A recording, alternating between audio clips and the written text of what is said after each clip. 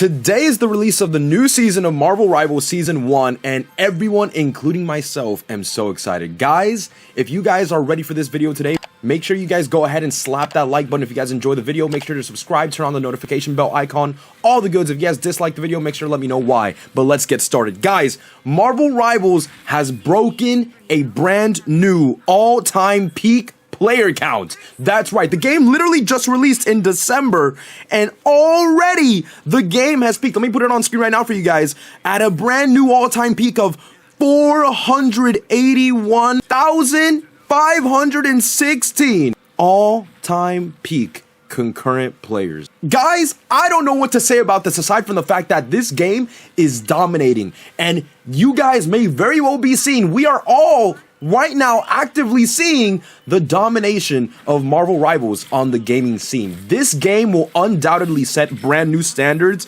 and really lead the charge in how future multiplayer games and game companies overall choose to go ahead and start designing their games moving forward. There are, of course, a few haters here and there, as you guys may very well imagine. Let me go ahead and put one of those comments on screen. One of them is from this person over here on X that says, so we're gonna slut the men out like this or only the women? Of course, in reference to the Invisible Woman Malice skin that is in the shop. Because, of course, a lot of people think that that skin is over-sexualized, even though the fact that that skin is actually in the game and is also in the comics doesn't really mean that it's over-sexualized. I mean, if anything, it's under-sexualized compared to the comics because the game actually covers her up more than in the comics. In the comics, she just wears a bra. In the game, they gave her like a full-blown top, which in my opinion actually looks a lot better than the comic one. The comic book one kind of literally does look a little bit too, oh, you know, like that. But the game just looks really good right there. And the fact that the game right now is doing as well as it is, while also giving people what they want, which is the heroes in their fullest glory,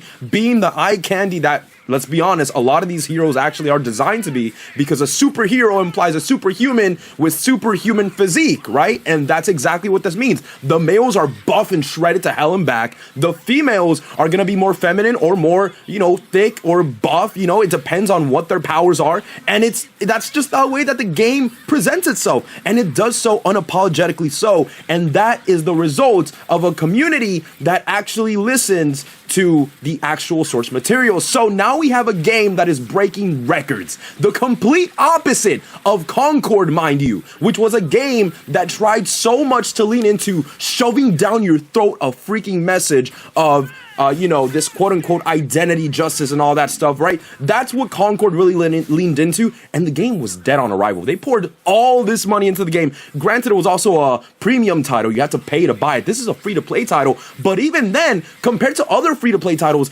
Marvel Rivals is literally leading in a lot of charts right now. The game is actually like within the top 10 most played games, which is super impressive, especially given that the game just released in December. You might be thinking, well, we might still be in the honeymoon phase, and you know what? Maybe you're right, but then again, maybe you're wrong, because last in December, we literally had, as you guys can see again on screen, a concurrent peak player count of 418,000. Now we're at 481,000.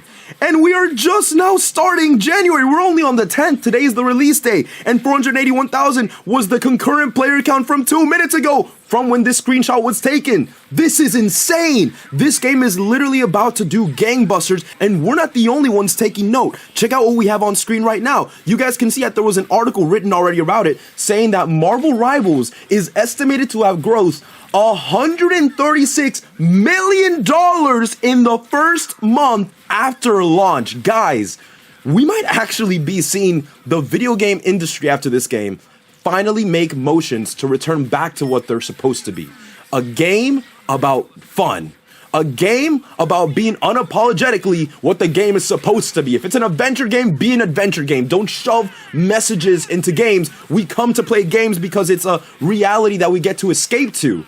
Right? It's not that we get to be surrounded by the things that we hear or see in everyday life. It's our own escapade. And games are finally leaning into that. There is no coincidence here as to why Marvel Rivals is literally breaking records while Concord had to be canceled at a records pace. There is no coincidence. And don't even talk to me about Overwatch 2. Overwatch 1 kills Overwatch 2, and Overwatch 2 killed itself, and Marvel Rivals is just digging and spitting on the grave, because at this point, all the players from that game are just coming into this one. This is a game that actually respects the player's time, right? Respects the player's time and also respects the player's obsession over these heroes, as it's supposed to be. Overwatch 2 started going down the route of leaning into, again, the whole messaging being shoved down your throat later on in its life cycle. While this game is just presenting you all the heroes, it's saying, hey, you want sexy characters? They're all sexy characters because they're all supposed to be good-looking characters. They're superheroes. They're supposed to be the epitome of what the human species can achieve. Of course they're going to be looking like that. But let's continue down this article. According to Chinese website GameLook, Marvel Rivals grossed an estimate 100 million or about 54.5 million on stream.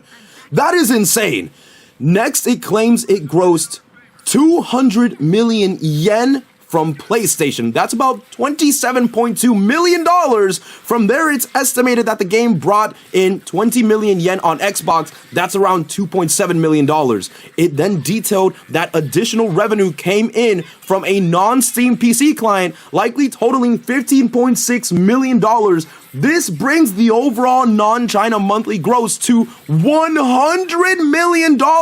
This game is absurd in how well it's performing, and I think that this is finally what the gaming industry really needed. This is finally going to be the top game that people are going to be looking back on, hopefully in months to come and in years to come, because a lot of people thought that this game was going to be dead on arrival. If not on arrival, then that it was going to be dead in 1 month or 2 months after release. Granted, we're not on month 2 yet, but here we are 1 month later, and we're breaking peak concurrent player counts. We're breaking all-time peak concurrent player counts, right? Like that, if a game is dying, that is the opposite of what it should be doing, right? But this game is just being itself. And everyone is obsessing over the fact and can't get over it. And I don't think it's going to show any signs of slowing down either. This game is only going to continue to rise. And as long as we continue to enjoy and voice our support of this game, maybe other game communities will also go ahead and follow suit. Maybe the developers for other games, maybe Overwatch will finally go ahead and start following suit. Maybe games like, I don't know, a lot of popular franchises such as Call of Duty, maybe like Tomb Raider, Halo. I have no idea. Wow, those are really antiquated examples. But anyways, hopefully this marks a shift in the gaming industry where it goes from being shoving down messages to, you know what, you're right. Let's just give the player what they want. They're the ones spending the money. We just have to supply the product. Let's make it a good one and we make more money. It's that simple. We play games because we like the games. Some people play games because of a more casual reaction. They like to, see a game movie, kind of like God of War well, I'm probably going to receive some hate about that, but how these games nowadays are more cinematics than they are actual gameplay, right? Where Marvel Rivals is more gameplay than cinematic. It's just, granted they're different genres altogether, but I feel like if there's anything we can take away from this game is that a lot of people buy a video game, or in this case, want to support a video game for just being fun. It's just a place you can chill with your friends, or if you don't have any friends, then you can just chill by yourself and put on some music, put on something in the background, put on a podcast and just relax, man. It's a getaway. That's what games are supposed to be. And we finally have that again. And I can just say right now, I am going to be covering this game as well moving forward because I freaking love it. And this game right now in Season 1 alone, today is day 1, already breaking records, and hopefully that's a good sign for more things to come. If you guys want to see more Marvel Rivals videos, of course, coming in the future, please go ahead and drop a like button in the comment section down below. Drop your ideas of what you guys think this game is going to be doing in the future as well. What are you guys looking forward to Seasons 2 and above? What heroes do you guys want to come in, and which heroes are your favorite? Please let me know. I go ahead and read down all the comments in the comment section down below, and guys, I will see you guys all in the next video. Take care, everyone. Bye-bye.